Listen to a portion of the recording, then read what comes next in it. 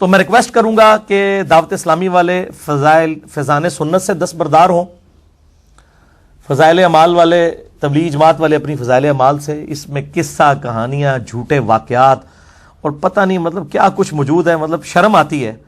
اور میں مطلب اکثر کہتا ہوں، وہ کہتے ہیں جی حدیث تو حدیث ہوتی ہے، چاہے جعلی ہو یا اصلی، اور ڈگری تو ڈگری ہوتی ہے، چاہے اصلی ہو یا جعلی.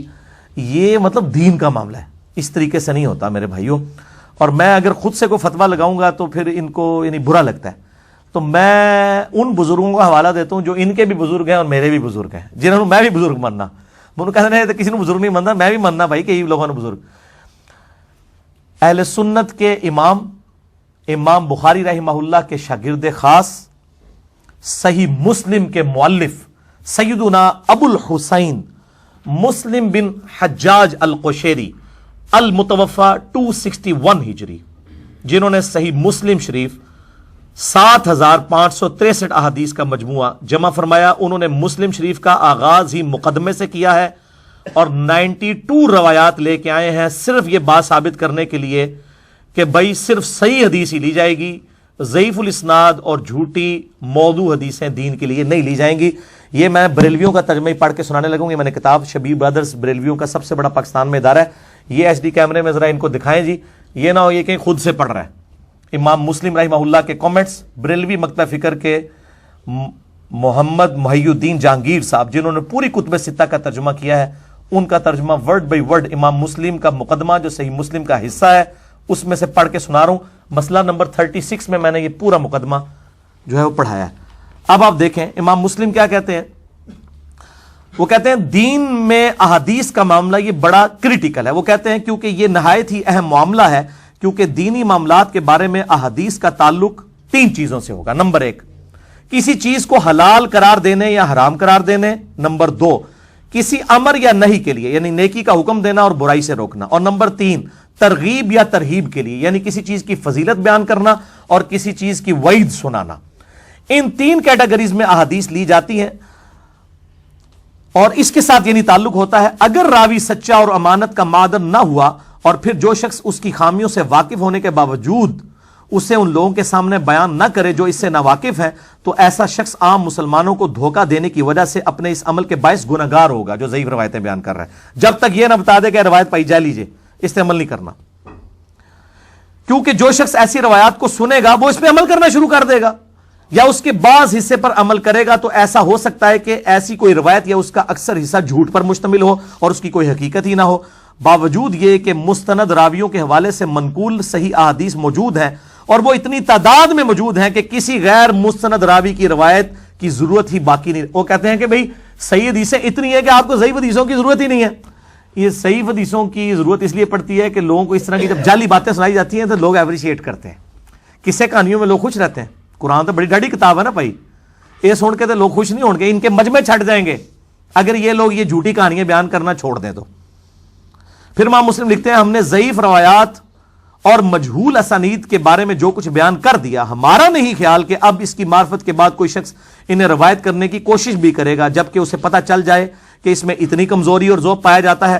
صرف وہی شخص ایسا کرے گا جو عوام کے سامنے بکثرت روایات پیش کرنا چاہتا ہو تاکہ یہ کہا جائے کہ فلاں شخص نے کتنی روایات اکٹھی کی ہیں، اس نے کتنی تعداد میں احادیث جمع کر لی ہیں.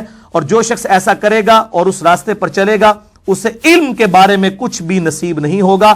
ایسے شخص کو عالم کہنے کی بجائے، علم کی طرف منسوب کرنے کی بجائے جاہل قرار دینا ہی مناسب ہے. آج کے اکثر واعظین جو بڑے بڑے علماء ہیں امام مسلم کے نزدیک جاہل ہیں، اور ان کے زمانے کے بھی ایسے علماء جن لوگوں نے جعلی روایتیں جمع کی اور ان کا حکم نہیں لگایا. اب یہ لادہ سے بحث ہے. اس زمانے میں اصل میں لوگ یہ سمجھتے تھے ہم سند لکھ کے بے فکر ہیں. اب وہ راویوں کی کتابوں میں چیک کر لیا جائے، جس طرح وہ لاگ کی بک لادہ سے ملتی ہے تو لاگریتھم آپ چیک کر لیتے ہیں. لیکن امام مسلم کو پتہ چل گیا کہ بعد میں مصیبت کھڑی ہو جائے گی، اس لیے انہوں نے اس کو کنڈیم نہیں کیا. انہوں نے کہا پائی روایت لینی ہی نہیں، لکھنی ہی نہیں ہے. تو اس میں آخر میں ایک نمونے کے طور پہ آپ کو ایک روایت بتا دیتا ہوں کہ حدیث تو حدیث ہوتی ہے، چاہے اصلی ہو یا جعلی یا ضعیف ہو. یہ کہتے ہیں جی خیر حدیث تو ہے، حدیث کی کتابوں میں ہے. آپ مجھے بتائیں، یہ مین سٹریم کی اہل سنت کی کتاب ہے جی، مسند امام احمد، 14 جلدوں میں آلموسٹ تقریباً 30,000 کے قریب احادیث ہیں، 27,000 سے 30,000 تک. وہ نمبرنگ کا اختلاف آ جاتا ہے۔ اردو میں مکتبہ رحمانیہ نے یہ مسند امام احمد جو ہے شائع کر دی ہے۔ اس کے اندر ایک اتنی خطرناک ایمان سوز روایت موجود ہے، اور یہ روایت مشکات المصابی میں بھی موجود ہے، مفاخرت اور عصبیت کے بیان کے اندر۔ مشکات کے اندر اس کا نمبر ہے 4902، اور مسند امام احمد میں جو اس کا نمبر ہے، یہ جو پرنٹنگ ہے اردو والی اس میں ہے 21553، جو پی ڈی ایف عموماً اویلیبل ہے۔ اور جو مکتبۃ الشاملہ کا انٹرنیشنل نمبر ہے وہ جلد 5 پیج نمبر 136 اور حدیث نمبر ہے 21271۔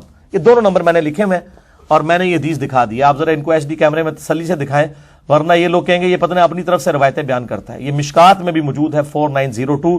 میں اکثر بیان کرتا ہوں کہ یہ ضعیف روایتیں کتنی ایمان سوز ہوتی ہیں کہ ان کی وجہ سے ایمان بھی خطرے میں پڑ جاتا ہے۔ آپ کوئی کہ جی احمد بن حنبل کا ایمان خطرے میں پڑ گیا، نہیں، ان کا موقف یہ، انہوں نے کہیں دعویٰ نہیں کیا امام بخاری امام مسلم کا دعویٰ ہے کہ روایتیں صحیح ہیں، انہوں نے صرف سندیں بیان کی ہیں، ان کو چیک کیا جائے گا، ٹھیک ہے، ایک نالج کے طور کے اوپر۔ جس طرح شیطان کا نام بھی قرآن کے اندر موجود ہے، اب یہ تو نہ آپ کہیں کہ بھئی اللہ تعالیٰ نے اس کو کوئی عزت دے دی ہے اس کی وجہ سے، وہ تو آپ نے اب سمجھنا ہے کہ وہ شیطان کا نام کیوں آیا ہے۔ تو اس طریقے سے ان روایتوں میں اب آپ دیکھیں یہ روایت کتنی خطرناک ہے۔ اور اگلے دن ایک عالم دین کا کلپ مجھے کسی نے بھیجا کہ جی جو لوگ چودھری اور جٹ اور رائی کے لانے پہ فخر کر رہے ہیں، یہ ہے تو بات غلط ہے، کہتے ہیں ان کو آپ گالی دیں، اور ان کو گالی دینا سنت ہے۔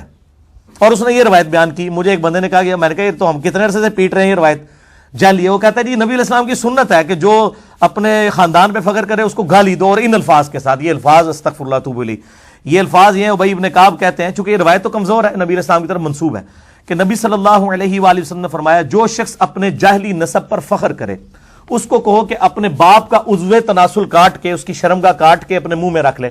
تجھے اپنے باپ کے نسب پہ فخر ہے، اس کی شرمگاہ کاٹ کے اپنے منہ پہ رکھ لے۔ اور اس کے آگے الفاظ ہے یہ بات کنائے سے مت کرو، ڈائریکٹ کہو۔ اور یہ دیکھیں ان کو بھی شرم آئی ترجمہ کرتا ہے، انہوں نے یہ اس کا ترجمہ ہی کھا دیا ہے۔ پھر میں نے اردو میں سال لکھا ہے کہ یہ سال لکھا ہوا ہے، جو الفاظ تھے نا ولا تکنو، اور کنائے سے بات نہ کرو، ڈائریکٹ کہو کہ اپنے باپ کی شرمگاہ کاٹ کے اپنے منہ میں رکھ لے۔